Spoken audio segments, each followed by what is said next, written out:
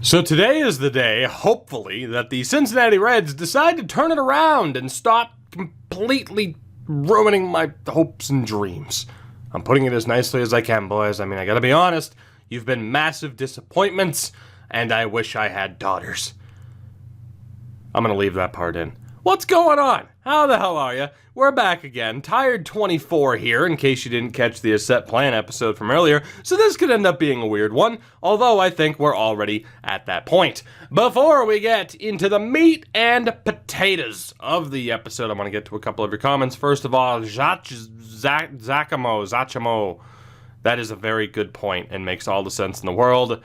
Thank you. Should have taken gamble just so I could say that was a real gamble of a pick there.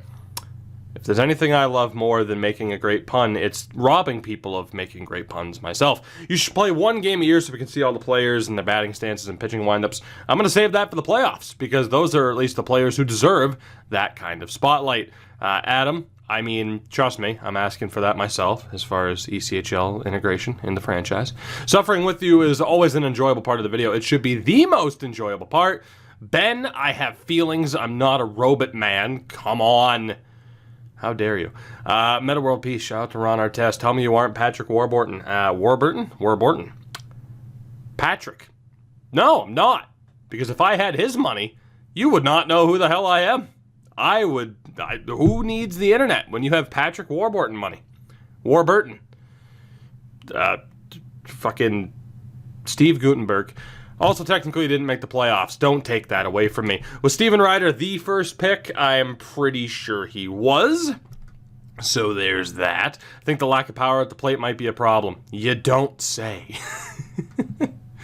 You don't say. Switch Quinlan and Edwards. We cannot because Edwards demands to be a star player, so he has to stay first in the rotation. It's either him or the lineup. It's either Edwards leading off or Brian Lopez. That's pretty much it. Take advantage of arbitration years. I probably should. You're not wrong. That said, we know what this team is. We know what our shortcomings are. We know that we're 13 and a half games back in the division. That's not to say that maybe, potentially, just maybe, things could go our way, possibly, potentially. The first step, more than likely here, as it's actually a late All-Star game this year. Let's start the process of simming through June. Hopefully we can win the majority of our games, as Bobby Bloom is out for 1 to 2 months. Kill me. Kill me. It's over. It's all over but the crying as we lose Bobby Bloom. Good Lord. That is the worst timing for that. So, on the bright side, Marlon P will be in at first base, so he's going to get a good opportunity, I'd say. As far as who steps up and plays DH, probably Stowers. Probably. I think we're going to give Stowers that opportunity. Now, obviously, we're editing the DH lineups. That said, congratulations, as, I mean, we could still run Edwards leadoff, or I could switch to Quinlan. I gotta be honest, I think I'm just gonna make that change right there, and we'll see what happens. Marlon's gonna get a wonderful chance. We're still gonna leave Joe Quinlan where he is. So Marlon, congratulations. You are just outright our replacements, and I hope you do well, because screw it. Sink or swim, Marlon. Former Rule 5 pickup. Sink or swim. As we lose that series to the Cards, Jesse Hodges picks up a minor injury. Bobby Bloom still out for 1 to 2 months. That sounds about right. As a whole lot of stuff's happening. So let's take a look. I mean, we win the series against San Diego. We beat Colorado, lose to St. Louis, split a 2-game series against Kansas City, and then beat Pittsburgh. We have 2 games against Detroit. We split those as well. And a big 4-game series against Chicago. We're looking for our 30th win of the season, and we sweep them over the course of those 4 games to tie them in terms of record. 12 and a half games back, so at the very least, we're not exactly in the basement. In terms of the wild card, we are a lovely 8 games back. But there's a long way to go. 3 games against Atlanta, who are 1 game over 500, and we lose that series. Gillis, Garner, and Medina, so 2 losses charged to the bullpen. Sounds about right. And we have a 4-game series against Milwaukee that we end up splitting. That is unfortunate. I think we'll take a look. I mean, certainly at the All-Star break. How's Marlon doing? I mean, RBI-wise, is doing well. Lopez should probably be ahead of him. I think the big thing here is actually Stowers is doing phenomenal. We're going to keep the lineup together. Obviously, around the All-Star break, I'm going to look to maybe rework the pitching rotation just to make sure that the best players, the ones who have actually been performing, are the ones getting the majority of the starts. We end up sweeping the White Sox, which is shocking. They're on 46 wins. We have another 3 games against the Cubs, and we take 2 out of 3, and 11-0 loss, though. 3 games against Cleveland, 3 games against St. Louis, as we're going to take that series against Cleveland. What can we do, though, against the Cardinals before the All-Star break? We have the first 2 games split. And can we win it? Please, Jesus, all the pop-ups. Yes, there we go. We don't have a participant in the home run derby, but we do have a 45-51 record. So things are looking up ever so slightly. We're still 10 games back of the Brewers. In terms of the wild card, 6 games back.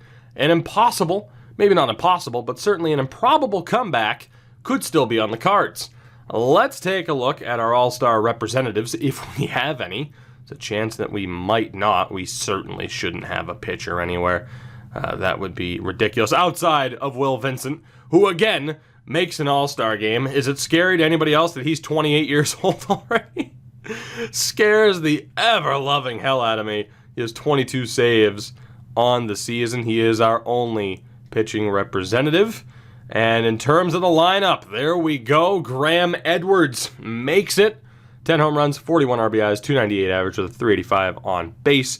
Our former player, Michael Chavis, returns to the All-Star game as you see what he's done since he has left. Those 4 seasons in Pittsburgh, he's done pretty well for himself. I think we can say that. Of course, if we didn't get rid of him, we would have had trouble. But it had to be done. Brian Lopez also makes it, so that's solid. Again, he continues to put together one hell of a resume, and that is it. Shout out to Travis Swaggerty. Tremendous surname, Swaggerty. So with that, I do want to take a look at how we'd probably set this up. Now, Denneberg has just not gotten the job done. Leo Diaz needs to be out of there. Winston Medina has been our best pitcher. Now, ERA obviously isn't everything, right? But if we use that just for the moment as the basis for what we're doing here, I think ideally we'd send Diaz and Carrasco down. Diaz can be sent down. Carrasco can also be sent down, so that's huge for us. The question is, who's worth calling up? We have Mendel, who's been all right. Luis Cedeno has been very strong. He's a 70, though. 53 stamina for a starting pitcher, but long-term reliever could be the role for him. What about Clyde Martin here? Also not the strongest. I got to be honest, giving Ray Nielsen, who is one of our guys, I had to double-check the list, and Luis Cedeno, and a chance might not be the worst idea. I'm not against it. I think that's exactly what we're going to do. So, unfortunately, Steve Carrasco, I hope this doesn't stunt your development, but you got to go down. Leo Diaz was a Rule 5 pickup.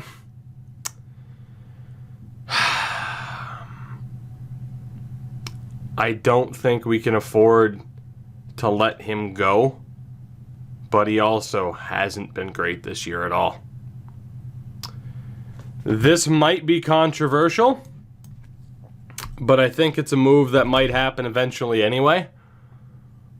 I'm going to drop Leo Diaz. We are going to release him. I'm confident it wouldn't be a player who wouldn't get compensation anyway. So Diaz is gone.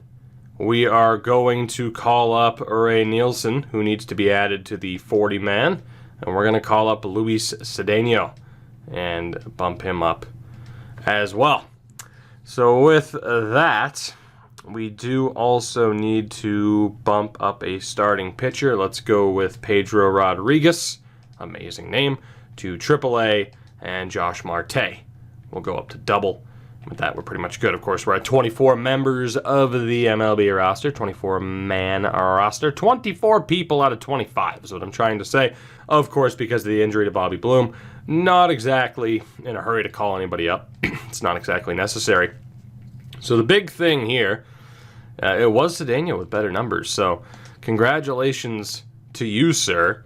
You're going to get a hell of an opportunity, and Ray Nielsen's going to be our long-term reliever. Is this a terrible idea? Maybe. But the way I see it, we're trying to repair a brutal situation in the fact that we have some extremely underperforming players in the form of Steve Carrasco and, of course, a player who is no longer on this team. So there's that. Pedro, you will get to go to the long-term relief spot. That's how that's going to work. And we're going to run Drew Sanchez there. Richie Burnett, we're good to go. As far as the bullpen is concerned, Napoleon Gillis has been okay. Durbin Feltman hasn't been great. We could send him down if necessary. John Johnson has been terrible. Bruce Boyle's gotten it together, though. So at the very least, John Johnson has to go. His minor league options are done, so he would have to be on waivers. But I think a move has to be made, unfortunately. So taking a look here, Chad Padilla, not looking too bad. Richie Sorvala, I think, is going to get the bump up. So Sorvala, welcome back to the Major League roster. And we're going to send down John Johnson. Durbin Feltman will dodge that bullet for the moment. So we'll put Sorvala there. And Norman Garner there. And then down in AAA, we have to wait and see. I'm sure he'll clear waivers. If he doesn't, I can't claim that it's the worst case scenario. And then lineup-wise, again, there's really not a whole hell of a lot we can do. Like, Bryant K has been pretty solid, and actually, did it reset this? Because Eduardo Carrillo is in when he very much shouldn't be. I feel like this reset, even though it's set to manual. That's super weird. Well, that said, I mean, outside of maybe wanting to get Jimenez into the lineup, but I don't know how we do that, we're pretty much good to go. So we can put Brian K at center, Stowers at DH, and unfortunately for Jimenez, who's been pretty damn solid this year, don't really see how it's going to work out for him. So just judging it, I'm still fine with Shipman being there.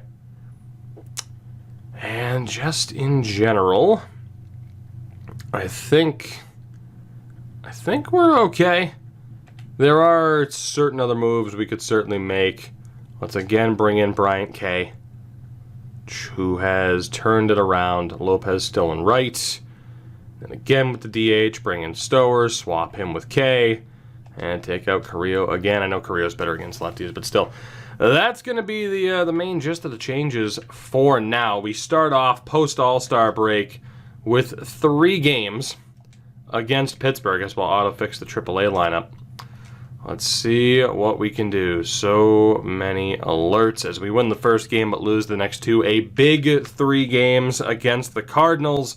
And we do take that series. Now it's 4 games against Philadelphia to wrap up July. We need a big win here. Bobby Bloom is back, and we do lose to the Phillies.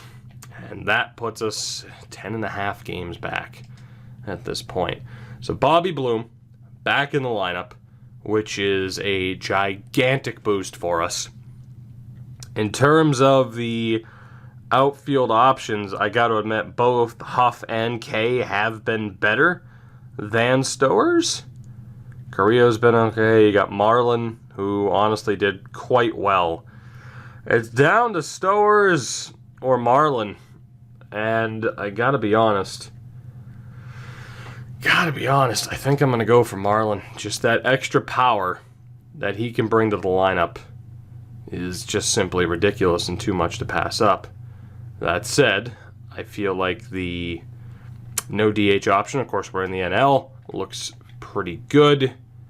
And again, DH-wise, Stowers is going to be out for Marlin, and everything else is looking okay. So we'll see how this goes. John Johnson did clear waivers, which is good. He is back down in AAA.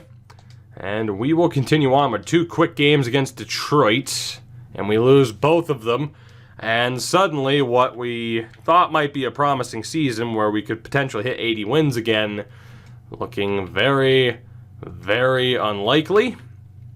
We are 7 games back in the wild card, and we are just flat out desperate for any sort of momentum. 4 games against Washington, we win the first 2 and win 3 out of 4. 3 games against the 57-win Mets, and we lose 2 out of 3. And again, not ideal. I'm going to sim these 3 games against Arizona. They are 10 games under. Can we get the win? We cannot. We get swept. We are now 12 games under 500, 13 games back of the Cardinals, 7.5 out in the wild card, and the worst case scenario for us heading into this season has happened. Mason Denneberg has been brutal. Unfortunately, Cedeno has also been absolutely horrific. So that doesn't help. And I think the only move there, I might give Mendel an opportunity. And I gotta be honest, maybe even Rodriguez, even though I didn't think that would be the case. Chris Velez has been great. So I think that might be the move. Velez and Mendel. Now I know we haven't given them too much of an opportunity. Nielsen actually hasn't been that bad. So I mean I can't hate on him too much. But Mendel's been okay, and I think Cedeno's opportunity has come and gone.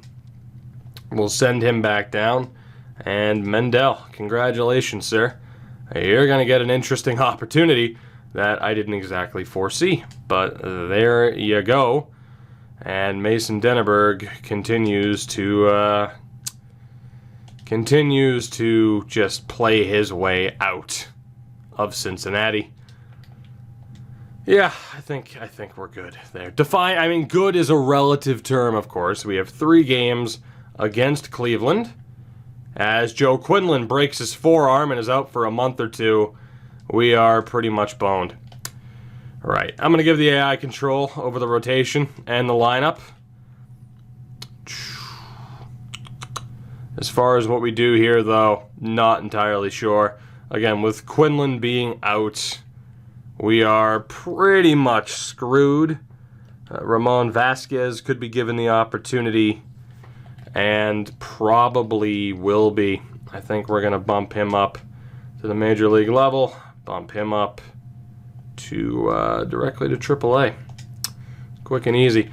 And then pitching-wise, I mean, again, just a nightmare this year. An absolute nightmare.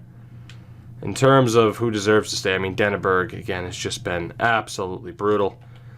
We'll leave it for now. We have 3 games against San Francisco. We need some wins, and we do take 2 out of 3. And a big 3-game series against Milwaukee, in which we do take 2 out of 3.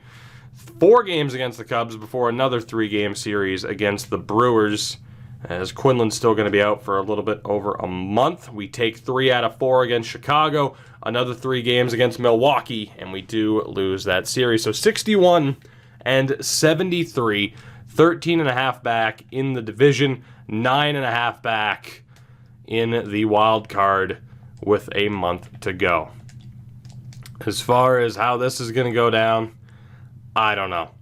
Given the AI full control over the roster, especially with September call-ups, let's sim these 3 games against St. Louis, and we end up taking 2 out of 3, but we're still 11 games back, 11 games out of 500, which is just brutal, absolutely brutal. 3 games against Pittsburgh, as AAA Ball Club didn't make it, nor did the AA. Just don't care about the minor league playoffs. Archie May is out, Carmen Avila is back, and we lose 2 out of 3 to Pittsburgh. This is going to go down as a gigantic failure of a season. From 83 wins last year, I mean, the big thing, we let go of some starting pitching, the likes of Sean Jelly, who wasn't exactly killing it. The big loss, of course, was Steven Ryder. That doesn't explain, at the moment, 12 fewer losses. We have 3 games left against Pittsburgh. Let's confirm what we already know. At 72 and 90, the Cincinnati Reds are not playoff bound. We finished 10 games out of a wild card spot. Again, just an absolutely miserable season for us. There's really no other way to put it. Let's go ahead and sim to the end of the playoffs. Take a look at the awards and everything. The playoffs are not yet set, actually. So it's Cleveland and Chicago. Winner plays Los Angeles, Detroit and Baltimore. St. Louis plays Atlanta, Washington and Milwaukee. And the wild card winner plays San Diego. Let's get to the end of this. The White Sox beat the Nationals in the World Series. We'll take a look at their roster, as I often forget to do. And, you know, it's pretty solid. I think we can leave it at that. That's a pretty damn good team. Let's take a look at the awards, shall we? Postseason MVP, Tyler O'Neill and Taylor Trammell. World Series MVP was Helio Ramos. MVP, Sam Travis and Vlad Jr. Cy Young to Urias and Gohara. Batting title to Naquin and Vlad Jr. again. Reliever of the year, Jason Hager and Willie Esposito. Rookie of the year, Ray Sandoval and Richie Muller. Hank Aaron Award, Bryce Harper and Vlad Jr. So no hardware this season. Might be too late, actually, to look at the team stats. Yeah, I think those are all playoffs now, so that's unfortunate. But let's take a look at the year that was. I do want to start off with the catchers. So we do have Henry Shipman, who's a legit 78. I mean, you know, some positives, some negatives. 10 home runs, 41 RBIs. So actually fewer RBIs this year, which is frustrating. Fewer stolen bases, a lower batting average. The on-base percentage was slightly higher, as was the slugging. Oh, boy. It's frustrating. Very frustrating. 7 errors on the season. Very frustrating to have to look at this roster after such a disappointing season. Martin Abreu was an 83, playing like a 79. He was on the bench. He did have some development, which is nice. 3 home runs, 15 RBIs, a 168 average, though, and 184 bats. That's the problem. He cannot hit. In terms of fielding, perfect, but how many of his attempts would have been? I mean, well, in fairness, 519 putouts. That's a tough one. Josh Rincon, a legit 81, so obviously we have some decisions to make at catcher. Not really all that surprising.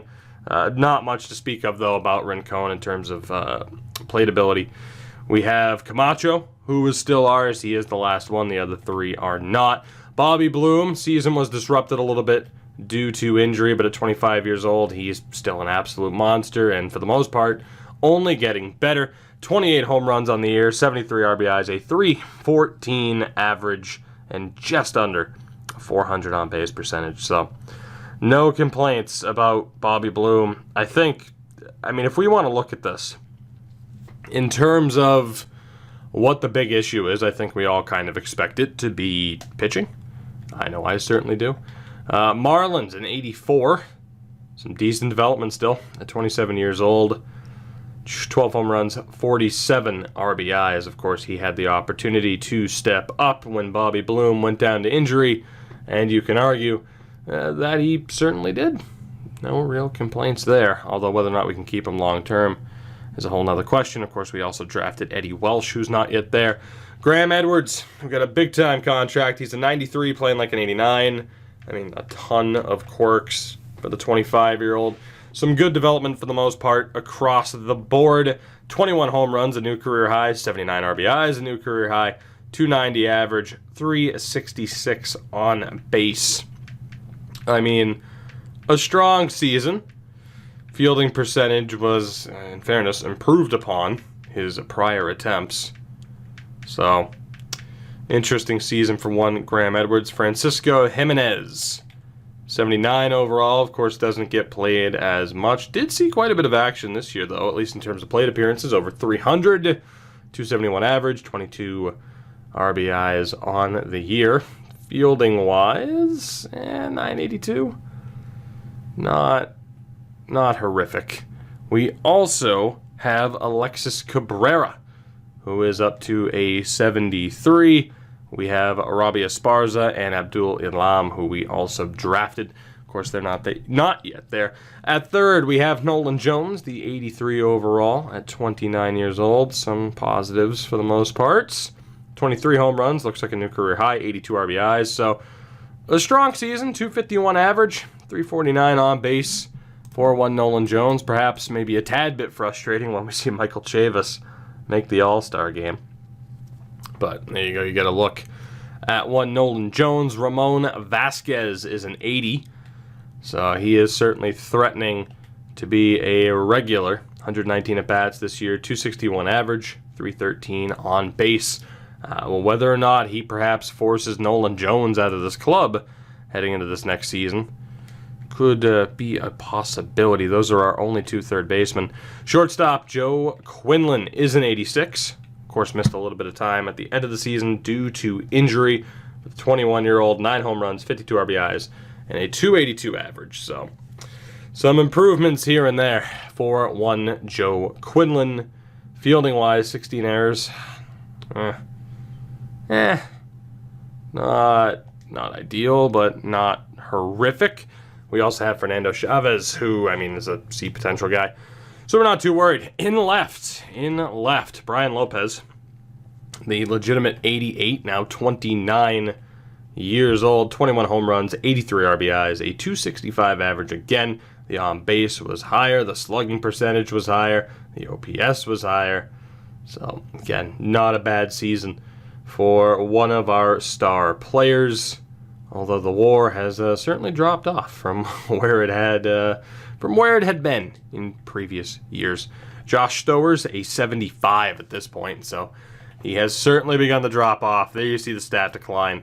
This year, in fairness, he wasn't terrible, but his future on this team certainly in doubt, especially when you consider how much he might want to be paid if his contract is up. Scott Clausen up to a 73, just to get you a look at his development. The 19-year-old Dave Miles is also ours, and then of course Calzado and Avila still hanging on. Glenn Huff is an 80. Some decent development here and there. 12 home runs, 69 RBIs with a 279 average, and a very strong on-base percentage. We'll take a look here as well. Fielding percentage was okay. Yeah, not bad for Glenn Huff. Breakout season. Carrillo is an 85, playing like an 81 at 31 years old. The problem for him, obviously, 300 at-bats, a 210 average. The on-base percentage is strong, but I don't know. Well, relatively strong compared to what the average is at the very least. Fielding percentage, not terrible for one Mr. Carrillo. We also have Bryant Kay, who got a significant amount of playing time this season, the 22-year-old. His rookie year, 15 home runs, 56 RBIs. Again, strong batting average, strong on-base percentage. Not too shabby from one Bryant Kay. Not at all. And Stephen Booth, up to a 70. Finally, so he's got that going for him. In right, Archie May is a 77. Of course, missed a little bit of time due to injury. Didn't do much, though, at the major league level. We also have Fernandez up to a 72. Dan Williams up to a 71. Tom Lau up to a 69. And Craig Leary at a 64. That's it for position players. As far as pitchers are concerned, oh God, here we go. Right? Will Vincent is still the man. That's all you need to know really about one Will Vincent. He did have 7 losses this season, 9 blown saves. So that's a tad bit frustrating. Highest FIP rating as well that he has had in a long time. Norman Garner is an 87. By the way, the 22-year-old, an absolute beast. 72 innings worth of work. Numbers-wise, not terrible. Not terrible. Didn't get as much work as he did last year. 16 holds, 3 blown saves on the season, but I don't hate what I see there. Norman Garner is an 82. Let's take a look here. Also, not horrific numbers. He's seen by far the most work he's ever seen at the major league level. 20 holds on the season. Not horrific.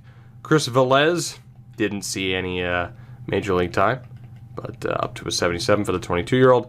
Richie Sorvala is a 73, so the time of relying upon him has come to an end, although in the 21 innings of work that he had, he was not miserable, so we got that going for us, I guess. Lincoln Post did not see the Major League field outside at the end of the season. Call-up, he is an 80. You also have Jorge, perhaps, Cervantes up to a 75. Chad Padilla up to a 73. And Russell Zarate also up to a 73. Bruce Boyle, still not happy with not being the closer, but 54 innings worth of work. Some fairly strong numbers as well, with 30 holds on the season. So some decent stuff there. Durbin Feltman, 79 overall at this point. Again, numbers higher than they were last year. That certainly doesn't help our cause. 14 holds. Let's see, the WAR also down. The FIP is up. Everything just seemed to have not gone our way. Edwin Velasquez looking a little bit better. John Johnson, who, I mean, I don't even think we have to look at his full stats, do we? We know it was ugly. We know that it was ugly. Shearer up to a 71. We also have guys like Jack Burden. And for starting pitchers, Joe Bailey, an 83. 9-7 record with a 4.27 ERA, so nothing amazing, that's for sure.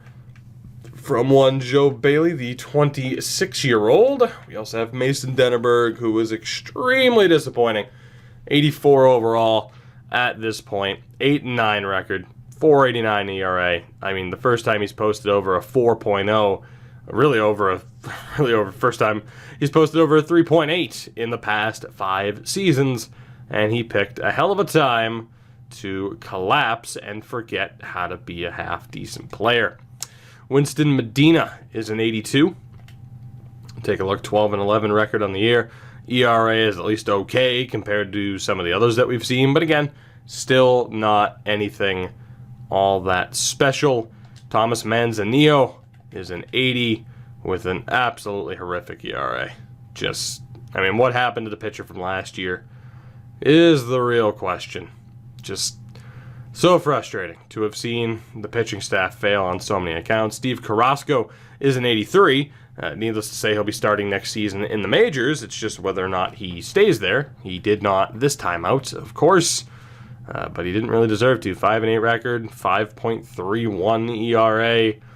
Couldn't really make the argument. Send him down to AAA and let him regain some confidence. Come back next year, come back stronger, hopefully. You also have the likes of Trevino Martin, who's up to a 75 at 20 years old. I'm just going to scroll through. I mean, stat-wise, in terms of progression, you get the point, I do believe. It's a time-consuming enough process to look at all these stats, especially when the team absolutely failed and fell apart. Quite frustrating indeed. We don't lose anybody to retirement. Mike Trout, Eric Hosmer, Manny Machado, and Freddie Freeman all make the Hall of Fame. And we do have some contracts due up. We also need to hire a hitting coach, which, taking a look here, to be honest, I don't hate the -2 drag bunting for the power boost. I don't hate that. And you know what? That's actually going to be my first, approach.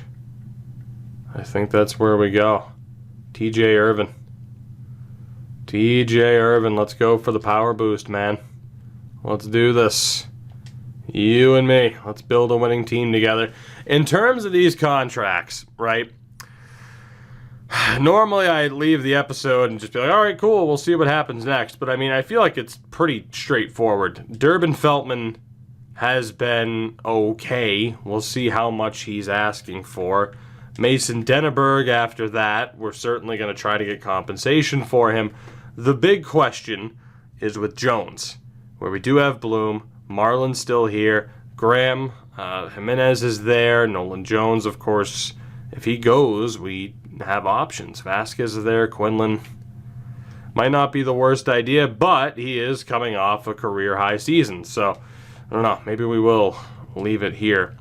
Nolan Jones is only looking for 9.4, which which I gotta be honest, I know he's 30, and we're running the risk of him regressing fairly quickly.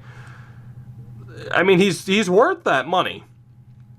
In my opinion, at least. He's worth that money. It's just whether or not we want to try and get compensation for him and allow someone else the chance to step up. Whether that be maybe even moving Marlon, maybe not to third base, but finding a way to get Marlon into the lineup more regularly. You look at Jimenez. I think, most importantly, Ramon Vasquez is right there. So that's the decision we need to make. Do we keep Nolan Jones, or do we get compensation for him and let Ramon Vasquez take over? Coming off a career season, I like Nolan Jones a lot, but it might be the right time for him to go. Mason Denneberg as well, for the record, looking for $9.4 million per, which is kind of brutal.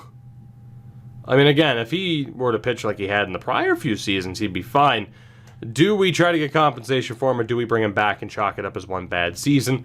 Durbin Feltman as well hasn't been terrible. I mean, too, if you look at our starting pitching, right? I mean, right there, that's the top 5. So if we let go of Denneberg, we're probably relying on Clyde Martin from an early stage.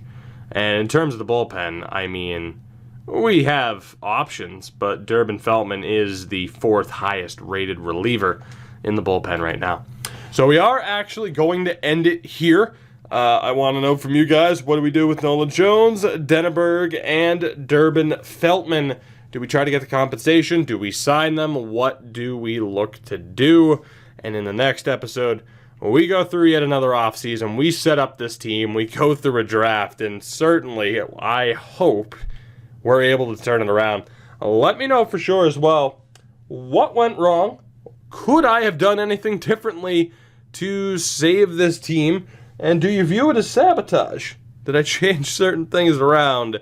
I was desperate. That's all it was. I was desperate for success. I hope you guys did enjoy. I have my doubts over this being an incredibly entertaining episode, but I blame the fact that I am extremely tired on that. But I still wanted to get you guys this episode out there. Thank you for supporting this series. I'll see you in the next one, where again, hopefully, we can finally start to live up to our potential like we did last year when we almost made the playoffs.